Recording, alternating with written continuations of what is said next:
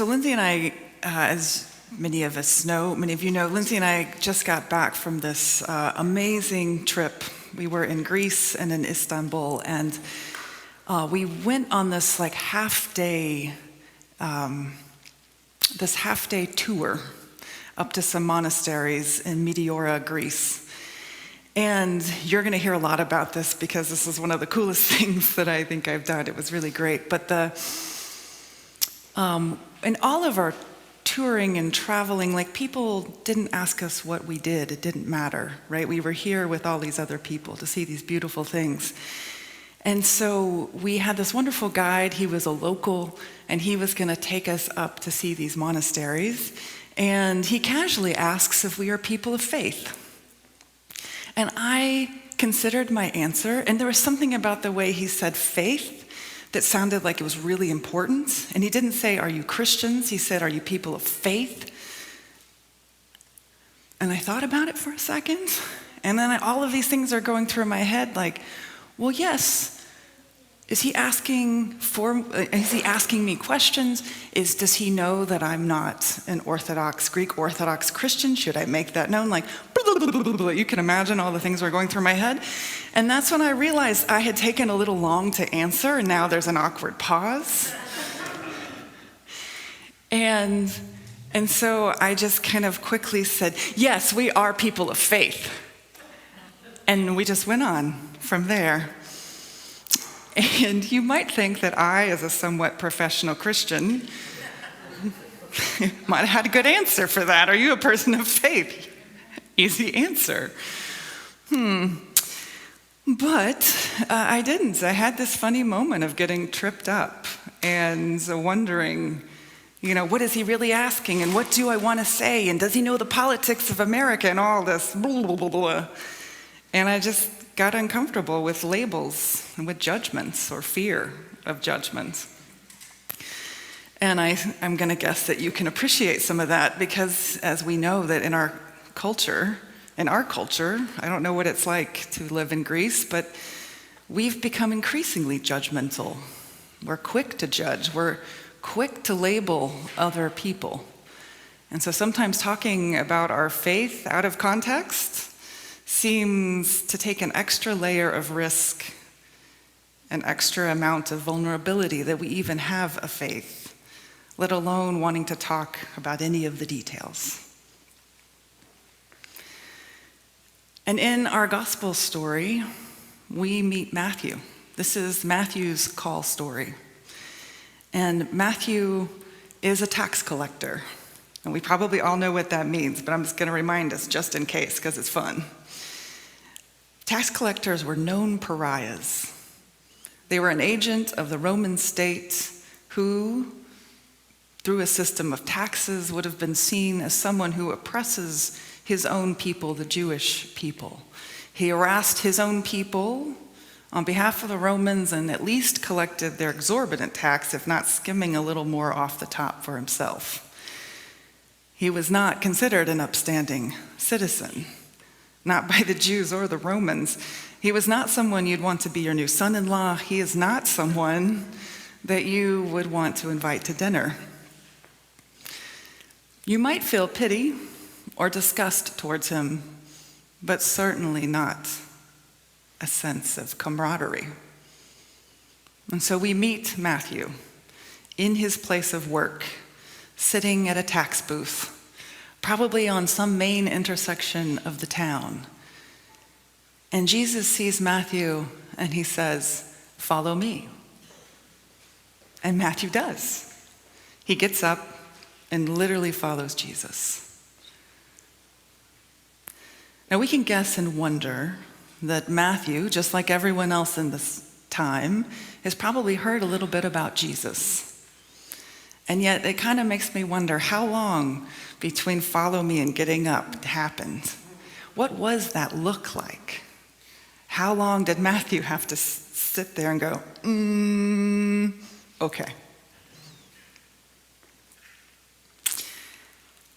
And the next scene, as we heard, is one of Jesus and the disciples having dinner together. They're having dinner, and we're going to assume that this is at Matthew's home.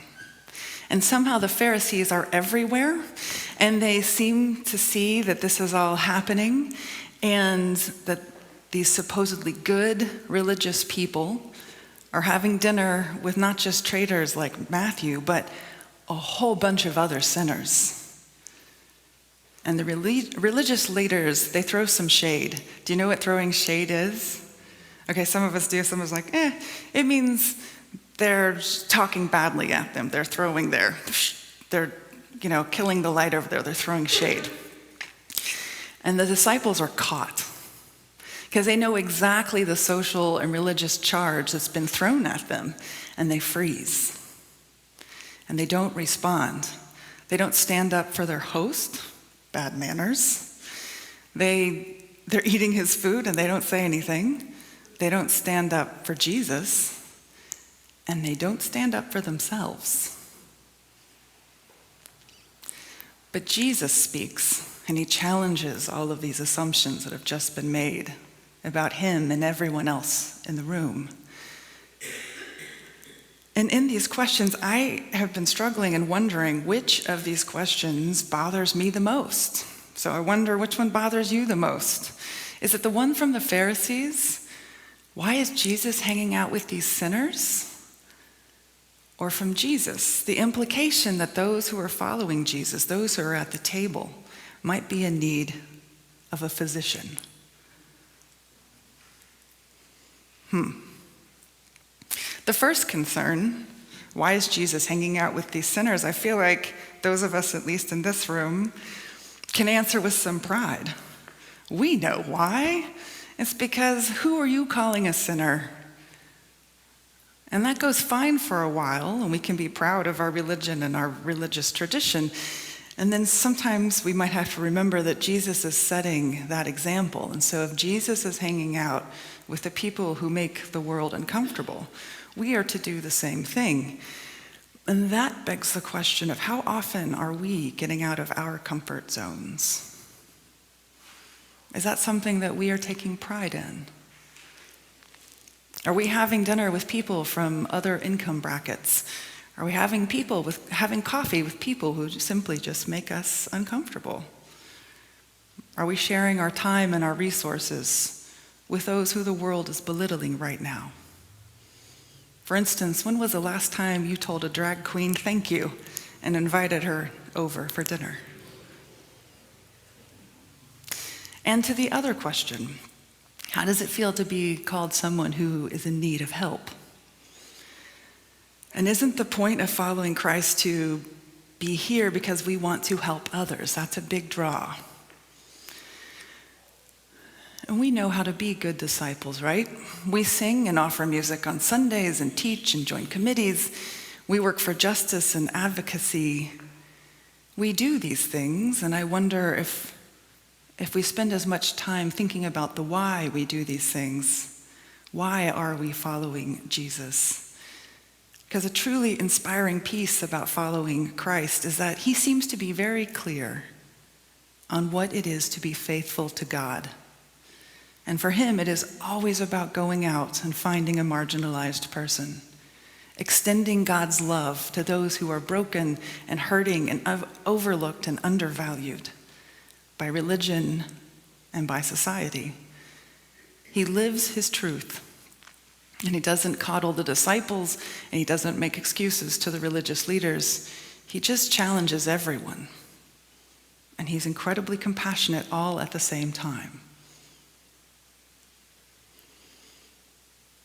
And it's easy, if I were a disciple at this table, to think of the people gathered as being different. For they are strangers to each other at this new table. But to their host, to Matthew, the disciples are the new guests, and I can imagine how excited he must be to introduce Jesus to all of his friends and family. They aren't sinners to him. They're his people. And what pride he probably feels to introduce them to Jesus in this new group that he just got into, his new people. And it's these two worlds coming together, and he's trying to integrate them. right here at his table. And Jesus extends God's love to Matthew's friends and family. He does not forsake the chiding religious leaders, nor the disciples, nor the so-called new people at the table. And Jesus is not just being polite. He's being present to those who might need him the most. He's also being prophetic by offering a different understanding of Scripture through a different way of living and integrating our faith and our life. And integrating faith and life is something that takes practice and dedication. And together we might call this path the work of discipleship, becoming a disciple, becoming more like Jesus, even though sometimes we're just like the disciples in the story. And at the center of this path is the hope that we begin to integrate our love for God and neighbor with our daily practices. And our identity shifts to include all the pieces of our lives as resting within this umbrella of God's love. So I wonder if we can get to the place where Jesus' question doesn't rub so much, where we acknowledge that we are in need of God's love and mercy, and that is okay. And in fact, it makes me a new kin to a soul called outcast and sinner, rather than someone who might judge them and hold them at bay. For in my love of God and self and neighbor, the line between me and them is very blurry. Because the thing that holds us together is a need for God's mercy and love and understanding. And we all deserve that. Which means there's no need for judging and scorning, because we are just like each other. And that feels pretty good. Yeah. And that means when it is my turn to say, am I a person of faith? Am I a person who loves all and does my best to do so? I think I can proclaim that. How about you? Yeah. And if judgment comes back on us, we'll know that that person just needs a little more love and a little more time at the dinner table. Amen? You know, the guide that day on the mountaintop, when I said, yes, we're a person of faith, I think he was surprised. I think he was genuinely surprised by my answer.